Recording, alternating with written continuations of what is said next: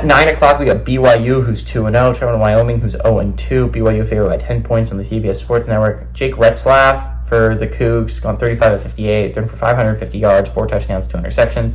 Hinkley Ropati has had 21 carries for 89 yards and a touchdown, and Chase Roberts has had 9 catches for 134 yards.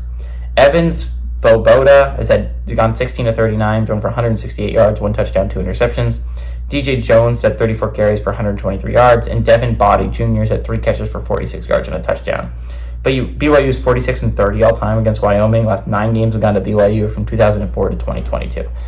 Again, like I was talking about earlier with Arizona State and UCF and TCU, there's 4 unranked, undefeated Big 12 teams that I think are a little bit underrated.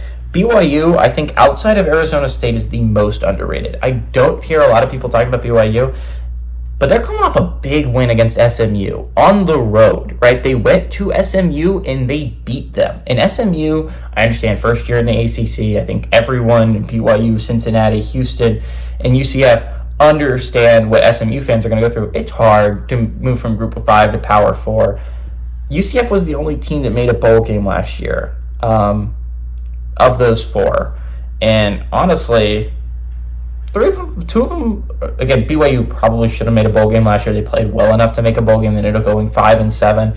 But a lot of that was close losses at the end because their starting quarterback got hurt. And so I kind of understand that BYU is a better football team. Anyone who watched BYU last year, they were a better football team than that record indicated.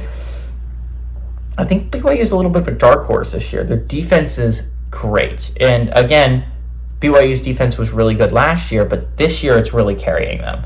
Again, they didn't get a lot of touchdowns against SMU. But that kicker cooked. And BYU's defense cooked. So this is a really good BYU team that is extremely underrated. Heading into Big 12 play, I think they're going to be surprising a lot of people. I don't think they're, again, going to compete for a Big 12 championship this year, but I absolutely think that this is a team that I would not want to play if I was a Big 12 team. To be fair, I can say that I have a lot of Big 12 teams, but BYU is playing some really good football. On the other hand, Wyoming is playing some truly god-awful football. Losing to Arizona State badly is somewhat acceptable.